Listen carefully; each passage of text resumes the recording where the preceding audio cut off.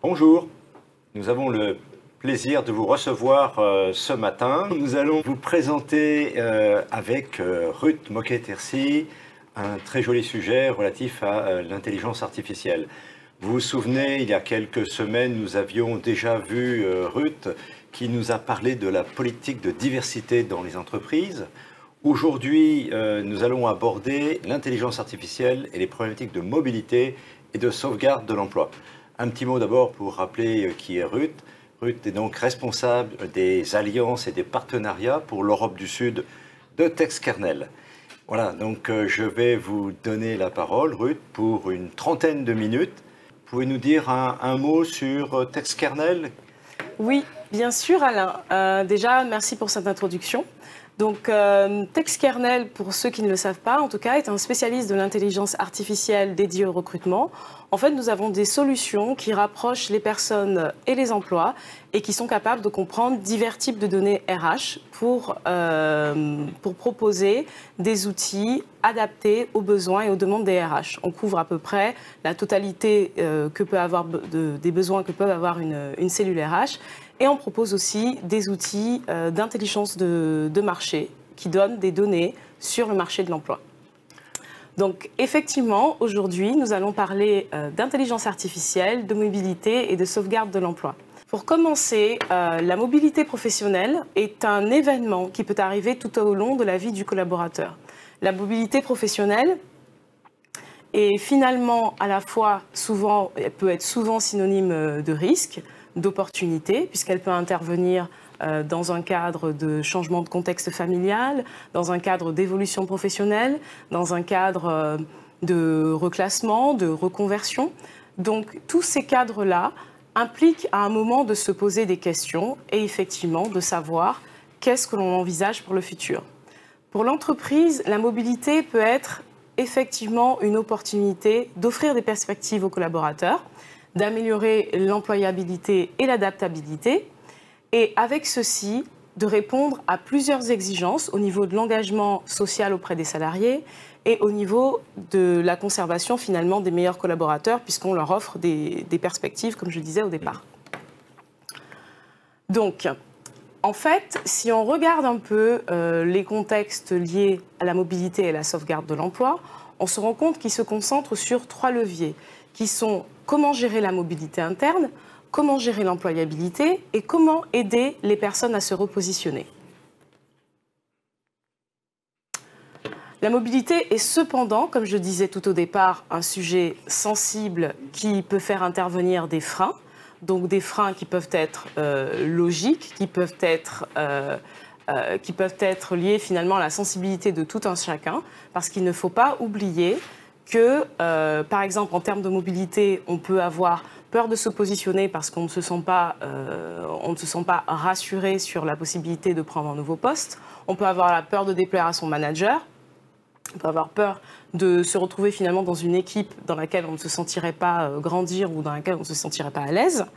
Pour ce qui concerne l'employabilité, donner les clés du marché de l'emploi aux collaborateurs parfois est synonyme de risque pour les structures, parce qu'elles peuvent se dire qu'à ce moment-là, le collaborateur serait tenté de voir ailleurs. Et en termes de repositionnement, eh bien, le repositionnement peut arriver dans le cadre d'un contrat court, où c'est plus ou moins une suite logique, dans le sens où, dans le cadre d'un VIE, d'un stage, d'une alternance, eh bien, on peut se voir ne pas être confirmé, comme on dit, en CDI. Donc, on peut avoir besoin d'aide pour trouver des perspectives. Et on peut se retrouver aussi dans une situation de tension et d'insécurité. Et à ce moment-là, en tant qu'employeur, pour pouvoir finalement pouvoir rassurer ces types de publics sur les possibilités qui existent à l'extérieur, peut être aussi une manière de s'engager fortement auprès d'eux et finalement d'en faire bénéficier la marque employeur.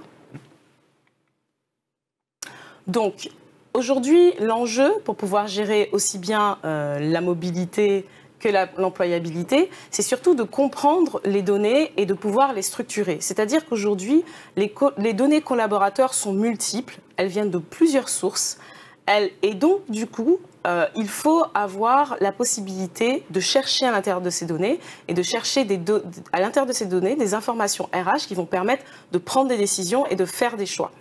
Aujourd'hui, les RH, elles ont besoin d'être agiles. Depuis la crise du Covid-19, on voit qu'effectivement, il faut être capable de remplacer des personnes au pied levé. Il faut être capable de proposer à des profils des activités parfois transversales alors qu'on n'avait pas prévu d'organiser les choses de cette manière. Il faut connaître les compétences qui sont disponibles dans l'entreprise et il faut aussi avoir les visibilités nécessaires sur son secteur d'activité, sur l'employabilité dans son secteur et sur les changements et les évolutions des métiers. Et ça reste relativement difficile. Donc, il faut avoir des outils pour le faire. Donc, voilà. Là, nous allons passer à l'IA et à la mobilité. Donc, aujourd'hui, on observe effectivement un changement grâce à l'intelligence artificielle dans la manière dont sont abordées et gérées les mobilités. Puisque, comme je disais tout à l'heure, non seulement l'entreprise doit être responsable aux côtés des collaborateurs, mais se doit aujourd'hui d'offrir des perspectives. Aujourd'hui, ce qu'un collaborateur attend, c'est de se sentir bien au sein d'une structure, d'avoir la possibilité d'évoluer au sein de celle-ci et de pouvoir être considéré à juste titre dans tous les aspects qui concernent sa carrière. Aujourd'hui, ce qu'il faut, en tout cas ce qui est suggéré et ce qui est possible avec l'intelligence artificielle, c'est de sortir aussi bien des silos qui enferment les descriptifs de poste et les données. Puisque des données non connectées et structurées différemment dans plusieurs outils sont forcément pas du tout exploitables. Aujourd'hui, en fait, il faut se tourner vers tout ce qui est compétences transversales, transférables et surtout leur identification grâce à l'IA. Ce qui est très important aussi dans la mobilité, c'est d'être capable de guider effectivement les collaborateurs parce que d'un côté, il y a leurs aspirations, de l'autre, il y a les ambitions de l'entreprise et il faut que tout ça puisse effectivement être en corrélation pour pouvoir atteindre les objectifs du collaborateur ou atteindre les objectifs de l'entreprise. Et dans cela, le manager joue un rôle qui est prépondérant. Eh bien, le rôle du manager, effectivement, est en train d'évoluer, puisque les managers sont devenus des ambassadeurs, et qu'en tant qu'ambassadeurs, ils ont un rôle de guide, puisqu'ils ne doivent plus non plus uniquement se concentrer sur les objectifs liés à la performance de chacun des collaborateurs, ils doivent aussi être capables de comprendre finalement quelles sont les ressources, quelles sont les compétences, quelles sont les lacunes qu'il y a dans leur équipe, et de pouvoir finalement proposer des actions correctives, des axes d'amélioration, des formations personnalisées, ou en tout cas avoir vraiment un rôle très actif et pas non plus uniquement un rôle de gendarme ou, comme certains disent parfois, effectivement, que le management, c'est aussi de faire de la bobologie. Mais ce manager-là, finalement, grâce à des données structurées et grâce à l'IA, peut effectivement prendre de bonnes décisions. Donc l'IA va nous permettre finalement de connecter des données qui ne parlaient pas entre elles jusqu'alors, de leur donner du sens, d'en extraire des informations qui vont nous permettre de prendre des décisions, donc de l'aide à la décision. On va pouvoir connaître l'étendue de tous les talents qu'il y a dans notre base de données et pouvoir les exploiter en fonction des besoins de la structure. On va pouvoir offrir également une expérience extrêmement personnalisée, aussi bien en termes de chemin de carrière que de parcours d'évolution, que de parcours de formation. Et effectivement, si en plus de ça, on rajoute un outil d'intelligence de marché, on va pouvoir finalement connaître les tendances qui sont liées à notre secteur. Aujourd'hui, les compétences sont clés quand on parle de mobilité. Jusqu'à présent, on entendait très souvent parler en termes d'intelligence artificielle et de mobilité d'extraction des informations du CV. Aujourd'hui, on peut extraire les informations en partant de documents beaucoup plus larges. On peut aller dans les entretiens de la performance, on peut aller dans un descriptif de poste, bon ça c'est relativement classique, dans un descriptif de mission. On peut se retrouver avec une retranscription écrite d'un entretien vidéo, ou tout simplement une lettre de recommandation, une lettre de motivation, enfin ça c'est de toute manière aussi plus classique. Et donc, dans ces documents-là, qui sont des documents RH, ou en tout cas utilisés par les RH, on va être capable de comprendre qu'il y a plus ou moins 5 niveaux de compétences. Il y a les compétences professionnelles, il y a les compétences personnelles, donc tout ce qui est savoir-être, il y a les compétences IT, il y a les langues et il y a les savoir-faire, et les niveaux de certification et niveaux d'études. Aujourd'hui, on peut, grâce à l'IA, justement, comme je disais auparavant, enfin il y a quelques secondes, sortir des compétences en partant par exemple, de langage naturel. Par exemple, vous écrivez un mail à une personne en lui disant que voilà, elle a réalisé telle action de telle ou telle manière et que vous estimez qu'elle a atteint tel niveau ou tel stade. Eh bien, on peut aujourd'hui, on le fait d'ailleurs avec un de nos clients qui est en Allemagne, se retrouver avec des compétences qui sont ajoutées automatiquement, comme vous pouvez le voir sur la slide qui est ici, des compétences qui sont ajoutées automatiquement dans le profil du collaborateur. C'est-à-dire qu'aujourd'hui, avec une IA, vous pouvez tout simplement comprendre le langage naturel. Dans ce langage naturel, extraire les compétences. Si par exemple on dit qu'il a été efficace dans le traitement de cet appel d'offres et a permis de négocier ce marché, eh bien on détectera la négociation commerciale, on détectera la gestion des appels d'offres et ceci rentrera dans le profil du collaborateur et ce sera automatiquement validé par un manager puisque ce sera une personne du management qui aura fait par exemple ce message. Donc ça peut venir d'un message, ça peut venir d'un module de management de la performance. Il suffit juste de rajouter une fonction à la fin qui est juste genre add skills et à ce moment-là on retrouve le profil du collaborateur nourri automatiquement sans avoir besoin de rentrer à nouveau à l'intérieur pour rentrer des informations. Merci. En matière d'extraction et de classification des compétences, grâce à l'IA, on peut aussi, effectivement, comme je disais tout à l'heure, dans des descriptifs de formation, extraire les compétences.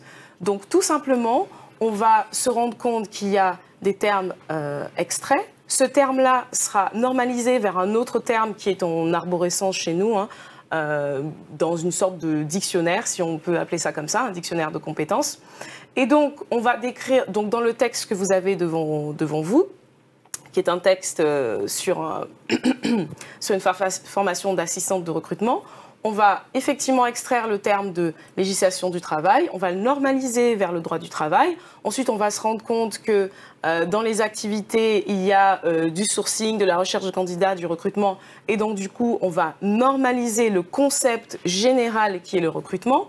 Et finalement, dans d'autres termes extraits, on va retrouver d'autres concepts et ainsi de suite. Et c'est comme ça que finalement, on extrait les informations et qu'on peut les normaliser à partir de n'importe quel type de document écrit.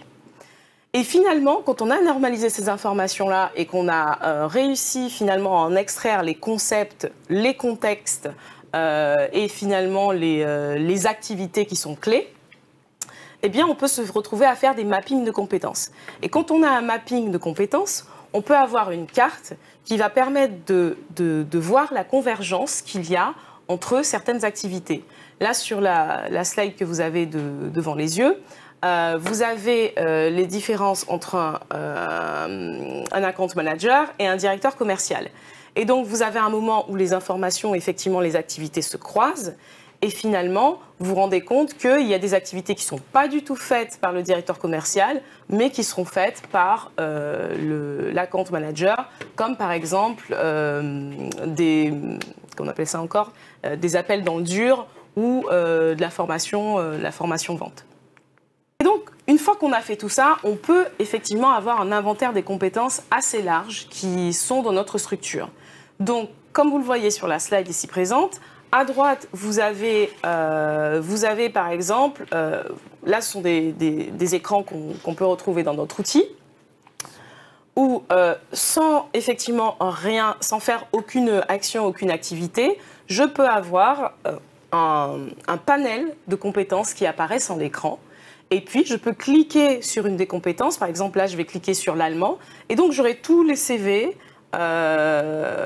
des personnes, en tout cas des collaborateurs, que ce soit interne ou externe. Donc ça, c'est aussi à la décision de la structure de décider si elle va récupérer des informations sur l'interne ou sur l'externe, et si elle va rechercher ces informations-là dans un CV ou dans un document autre. de déterminer si ces compétences-là sont optionnelles, facultatives, donc c'est-à-dire souhaitées, fortement souhaitées ou obligatoires. Et c'est intéressant parce que on se retrouve dans une logique d'exploration des ressources en fonction des compétences et finalement, l'algorithme va déterminer en fonction des besoins que l'on aura, puisqu'on va les décrire après, qui seront finalement les collaborateurs candidats qui seront les plus adaptés. Donc on peut, par exemple, comme vous le voyez sur la slide ici, on peut effectivement se retrouver aussi, grâce à cette connaissance et à cette maîtrise des compétences, définir des plans de succession à l'avance. Donc puisqu'on est capable d'extraire toutes les compétences qui sont liées à un poste qui existe et qui est occupé par une personne aujourd'hui, et de les comparer avec tout ce qu'on a dans la base pour faire du matching finalement entre profils. Parce qu'aujourd'hui, on entend beaucoup parler de matching entre CV et offre d'emploi, ou entre candidat et CV, c'est-à-dire que vous pouvez faire aujourd'hui ce qu'on appelle du matching bidirectionnel.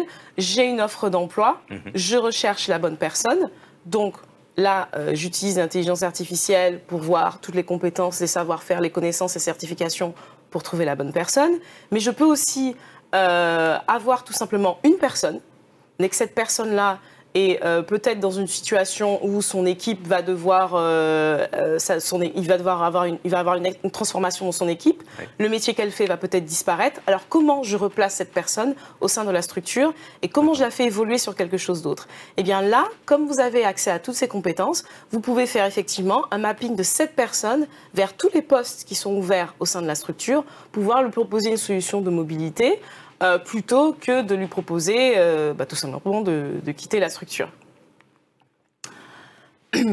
Donc, quand vous maîtrisez la granularité des compétences, vous maîtrisez des connaissances qui sont extrêmement, qui ont une très forte valeur. Alors, toutes les compétences ne se valent pas sur le marché de l'emploi. Certaines ont plus de valeur que d'autres. Donc, il faut aussi savoir quelles sont les compétences finalement les plus valorisées sur le marché de l'emploi. Ce qui est intéressant, c'est qu'avec l'IA, par exemple, on peut très bien se dire qu'on peut entraîner un algorithme pour définir qu'est-ce que c'est qu'un talent en fonction de la structure. Comment on définit un talent chez nous ? Quels sont les indices qui permettent de voir que c'est un talent et de définir comment se comportent les données RH de ce talent. On peut même imaginer c'est même pas le futur, puisqu'aujourd'hui c'est déjà possible, si par exemple on veut prévoir finalement les mouvements des talents, se dire qu'on va étudier justement des talents sur le départ pour pouvoir prévoir des actions correctives. À savoir, vous pouvez entraîner un algorithme sur 10, 15, 20 000 CV, parce qu'il faut quand même qu'il y ait un volume de données assez important, parce que sinon ça ne sert à rien. Vous n'aurez pas quelque chose d'objectif. On peut l'entraîner sur 10, 20, 30 000 CV de personnes qui sont parties dans une structure au fil des années. Sur ces 10, 20 000 CV, on regarde effectivement toutes les données RH dont on dispose et on arrive à déterminer un chemin et un fil de raisonnement qui va permettre finalement de déterminer si ces personnes ont un profil à risque de départ. Et si elles ont un profil à risque de départ, qu'est-ce qu'on leur propose pour leur permettre de rester? Et effectivement, ça, ce sont des choses qui sont possibles aujourd'hui avec l'IA. Alors nous, on ne le fait pas encore aujourd'hui avec nos clients, mais avec l'IA, c'est totalement possible d'imaginer ça. Et sur la slide que vous voyez ici, donc l'enrichissement sémantique, parce qu'on extrait effectivement les données telles qu'elles sont, mais effectivement, derrière un métier, parfois s'en cachent plusieurs qui sont nommés différemment. Donc l'enrichissement sémantique, notre taxonomie, nous permettent finalement d'avoir toute une liste que vous voyez ici en jaune de métiers qui sont en corrélation et donc qui sont dans l'écosystème du métier en question, qui est un métier d'ingénieur commercial. Et puis, comme je vous le disais tout à l'heure, vous cherchez un ingénieur commercial, vous avez les compétences et la liste des métiers qui étaient juste sur la slide d'avant. Et là, vous avez les profils qui correspondent avec leur degré de correspondance. Donc là, effectivement, on se retrouve avec 519 résultats, ce qui est beaucoup. On peut décider de comparer les candidats entre eux en les sélectionnant et en comparant de manière assez automatique avec l'aide de l'IA. ou on peut décider d'affiner la recherche pour n'avoir plus que 2 candidats. Puisque là, je passe d'un ingénieur commercial, mais je veux aussi qu'il ait une expérience dans l'international, je veux une expérience dans le SaaS et dans le cloud. Et là, du coup, je ne me retrouve plus qu'avec 2 personnes. Et puis, si je veux vérifier le contenu des profils de ces personnes, je vais rentrer dans le CV. Et là, je vais chercher les endroits du CV où il y aura marqué ses compétences. Et comme ça, je ne peux m'intéresser qu'à ces parties-là du CV plutôt que de les lire en entier. Puisque de toute manière, effectivement, ça peut être aussi bien de faire confiance à la machine et de prendre les personnes qu'elle vous a proposées dans sa sélection, mais c'est tout aussi normal d'aller à l'intérieur du CV pour avoir envie de voir pourquoi la machine vous a proposé ces personnes-là et si c'est bien en corrélation avec votre recherche. Donc en définitive, pardon. En définitive, il existe énormément de possibilités grâce à l'intelligence artificielle, la gestion des compétences et surtout en termes de mobilité. Pour rendre les mobilités positives, pour rendre les mobilités actives, pour donner aux collaborateurs la possibilité d'agir, puisque le collaborateur peut aussi avoir accès à toutes ces informations, à ce profil de compétences. Il peut aussi rajouter des compétences manuellement qui peuvent être validées par le manager, par exemple. Il peut rajouter des compétences qui ne sont pas du tout professionnelles. Imaginez que quelqu'un aime faire de la sculpture ou de la soudure, il peut aussi le rajouter si l'entreprise, bien sûr, lui permet. Il trouve un intérêt. Voilà, exactement. Parce que nous, on a par exemple... on a un autre client en Allemagne qui a un site de mobilité dans lequel, effectivement, les collaborateurs peuvent rajouter des compétences. Et ces compétences-là, les managers sont informés quand des compétences sont rajoutées. Et donc, du coup, elles sont validées ou pas par le manager. Donc, ce qui permet, en fait, d'avoir des profils à jour. On peut aussi récupérer des informations de LinkedIn parce que souvent, vous avez un CV quand vous rentrez dans une structure. Si vous y êtes depuis 10 ans, votre CV, il date de 10 ans. Vous n'avez pas tous les ans renvoyé un CV à votre RH en lui disant, voilà, cette année, j'ai travaillé sur cette mission, l'année d'après, j'ai fait ça, et puis je suis montée en compétence sur ça. C'est complètement, enfin, c'est juste impossible à faire. Donc, parfois aussi, pour enrichir les profils, on va s'aider de l'externe. Donc, on va aller sur une base de données telle que LinkedIn.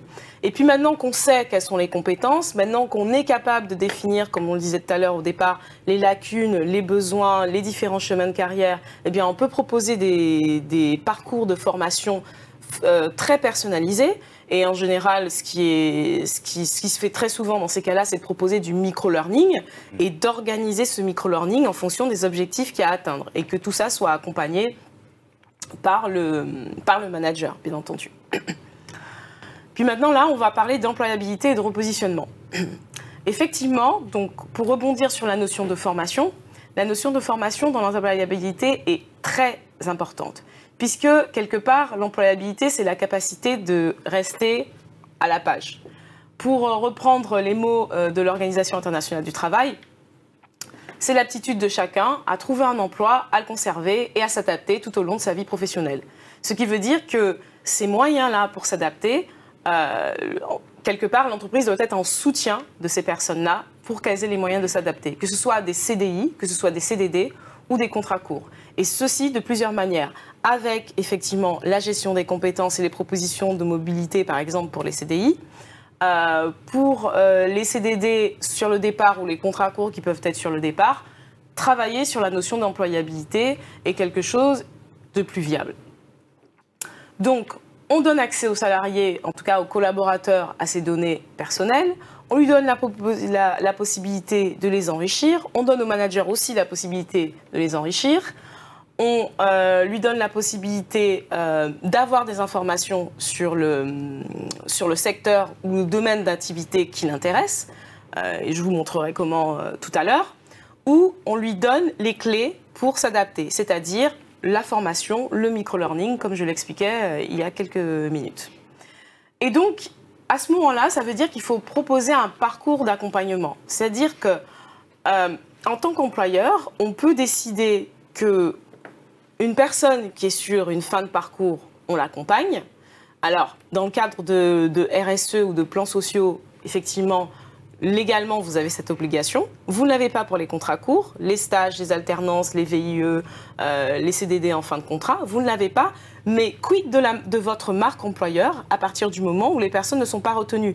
Bien entendu, il peut y avoir des personnes qui ne sont pas retenues parce qu'elles n'atteignent pas les objectifs qui sont demandés, elles n'arrivent pas à s'intégrer avec la politique de l'entreprise, ou elles ont des difficultés, effectivement, d'intégration aussi au sein des équipes.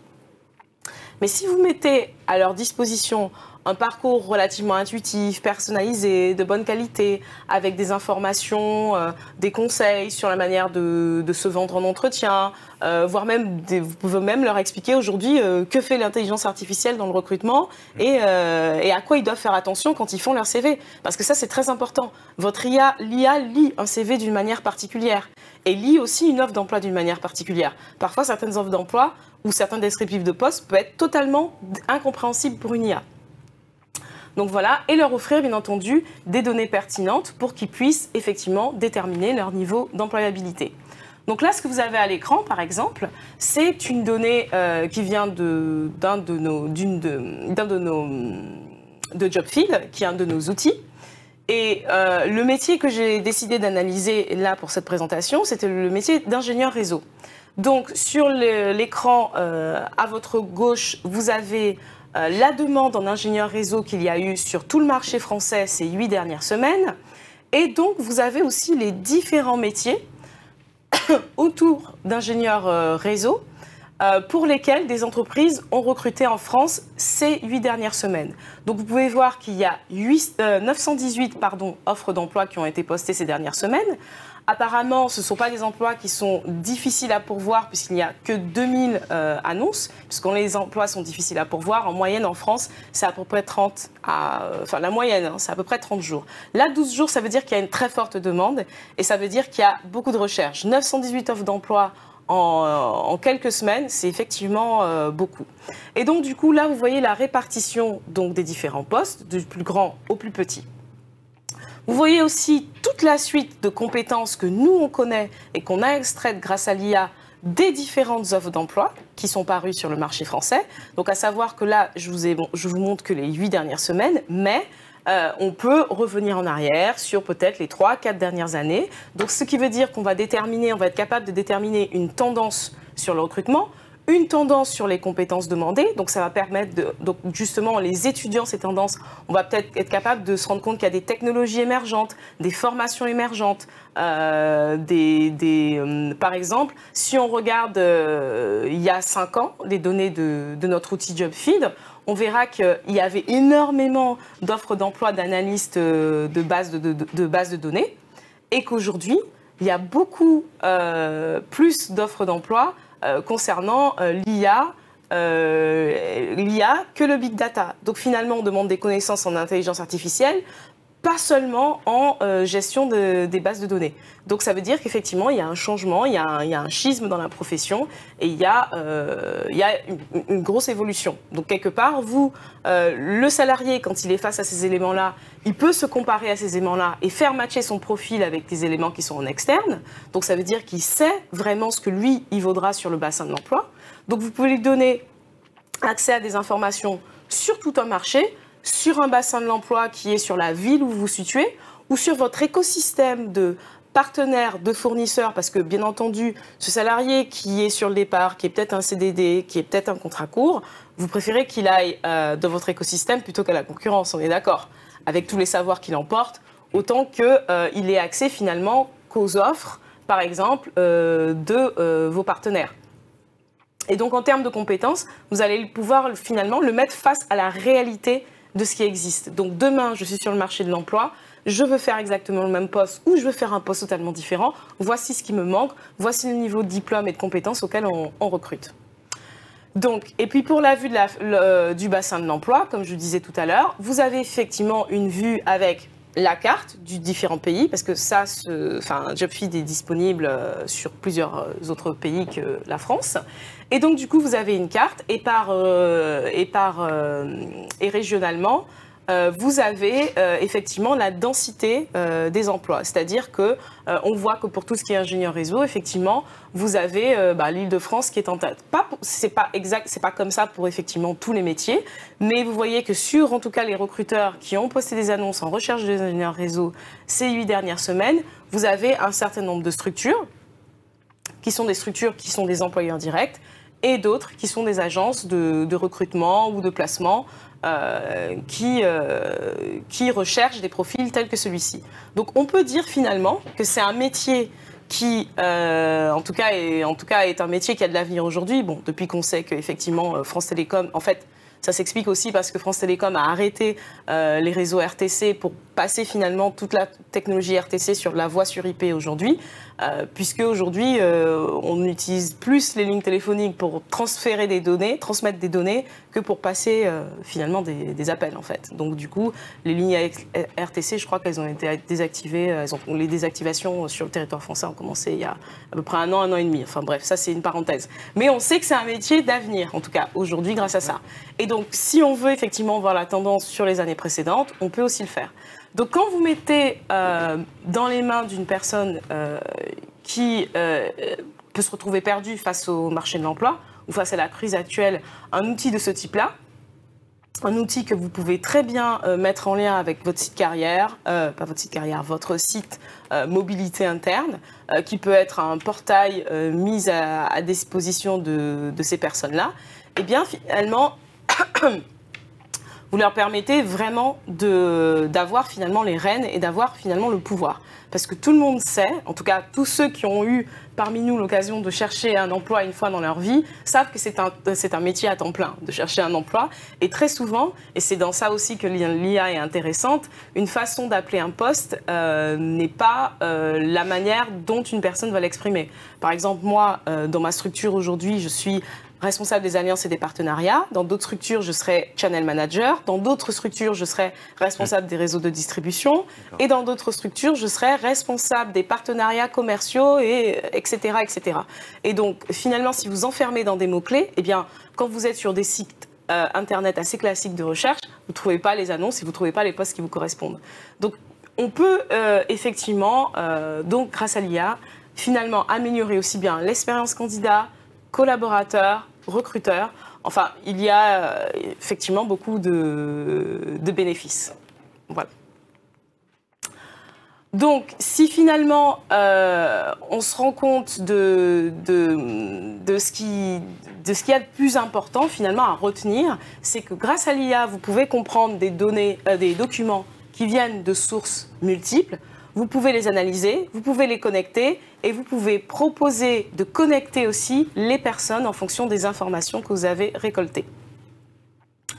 Et nous, ce qu'on vous propose effectivement chez Textkernel et ce que l'IA en général propose et devrait proposer, c'est effectivement de capitaliser vraiment sur ce qu'on a en interne pour ensuite aller vers l'externe. C'est de faire grandir les talents en interne puisque ce sera toujours une manière de diminuer les coûts et de fidéliser. Et puis, on va effectivement pouvoir prendre en compte toutes les compétences, toutes les personnes et toutes les analyser. Quand un humain a besoin de plusieurs minutes pour le faire, sur 1 minute 30 en général sur un CV, quand il faut décider de le faire matcher avec une offre d'emploi. Et puis, en tant que recruteur, on saura effectivement explorer les meilleurs profils. On pourra dire qu'effectivement, on donne vraiment une chance à tous. Et on pourra dire qu'on met aussi bien dans les mains de ceux qui restent que de ceux qui ne seront bientôt plus là, les moyens de s'adapter, d'être performants et d'évoluer sur le marché de l'emploi, aussi bien en interne qu'en externe. Merci Ruth. Voilà. Il faut dire que c'est effectivement assez bluffant de voir comment fonctionne votre machine, hein, parce que c'est comme ça que vous définissez. Vous allez chercher des données à la fois en interne, mais aussi en externe. Donc, c'est-à-dire que vous êtes dans la collecte des informations, oui, dans l'analyse et même après dans la mise en forme. Et donc, exactement, ça permet à l'entreprise d'utiliser l'intelligence artificielle en fonction de ses différents besoins. Donc, on a vu la mobilité, oui, qui est gérée commune, mais il y a aussi les problématiques de reconversion. Avant d'engager des reconversions un peu difficiles à travers des PSE. Ouais. Et puis la phase ultime, quand on est dans le PSE, on voit qu'avec votre outil, on peut aider un certain nombre de salariés à se reconvertir. Donc on peut être très en amont, comme on peut être aussi dans l'urgence. Et on va dire, j'ai été bluffé par aussi cette vision qu'on a de tout le marché, métier par métier. Donc ça, c'est vraiment un outil assez puissant. Ceux qui auront envie de poursuivre avec Ruth pourront s'adresser à elle sans problème. On est rassuré quand même aujourd'hui, parce qu'on voit que l'IA avance énormément, mais l'homme ne sera pas remplacé par l'IA. Au contraire, il va être... comment dire, on pourrait parler d'un DRH augmenté, peut-être, non? Peut-être, oui, on peut. De toute façon, l'homme est toujours essentiel dans le processus parce que par exemple, si on ne fait pas un workshop avec un client pour comprendre ses besoins, sa manière de recruter, ses habitudes, comment sont structurées les ressources chez lui, on ne peut pas décider d'implanter une IA comme ça et lui demander, allez, sortez-moi les bons résultats. Donc on aura toujours besoin de cette validation et de cette confrontation avec les vrais besoins et le terrain. On ne peut pas rester éloigné du terrain et des métiers du client. Et en tout cas, on voit, c'est ça, que le champ des possibles est très large.